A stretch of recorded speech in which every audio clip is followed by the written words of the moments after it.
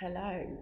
So today I want to record you a little video about Alexander technique and how you can use it for a tight jaw, to relieve a tight jaw.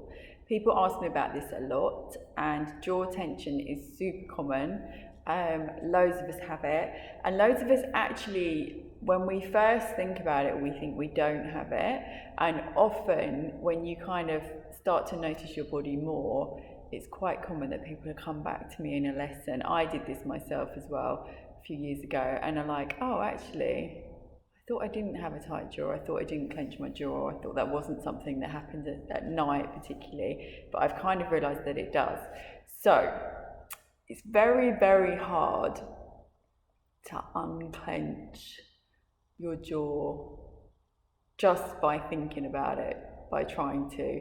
There's something about it that tends to mean that the more you think about it, the tighter it gets. So it can be a horrible thing to have a tight jaw. So we're going to do something a bit different. We are going to take two fingers, the old selfie fingers, and we're going to put them, if we just trace back behind our ears, we're just going to put them at the back of our head. It doesn't matter exactly where they are, but my fingers are just slightly apart, and it's important you're not like pressing into your head, because that's not going to help. So I'm just kind of laying my fingers at the back of my head like that to begin with.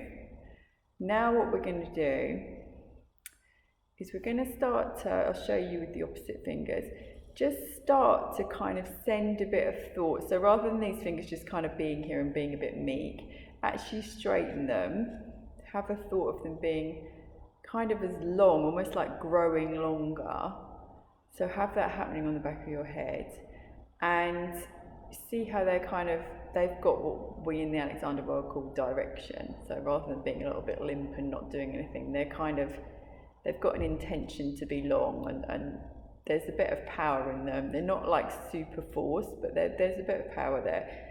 So now what I want you to do is sort of trace down your hand, and just like you've allowed your fingers to get long, I want you to have the same idea in your hand. So rather than your hand being all clenched and tight, I want it to start to, you can keep your fingers bent, but I want you to have to start to think of the palm kind of, again, opening a little, and then that going all the way down your wrist, down to your elbow.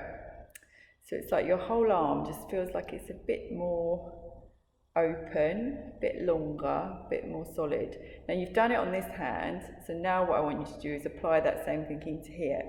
So we have the idea of the fingers kind of lengthening and growing, then the hand sort of opening a little. Don't worry if you don't understand exactly what I mean by this.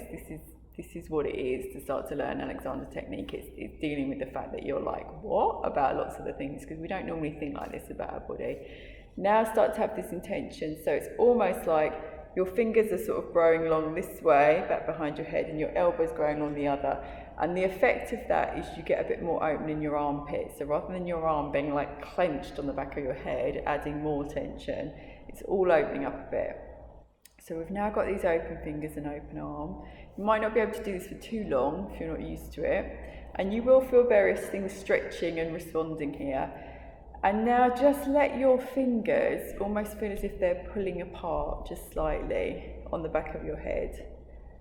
And let your, which is the back of your neck, it's where your skull is joining your head, with whereabouts your fingers are.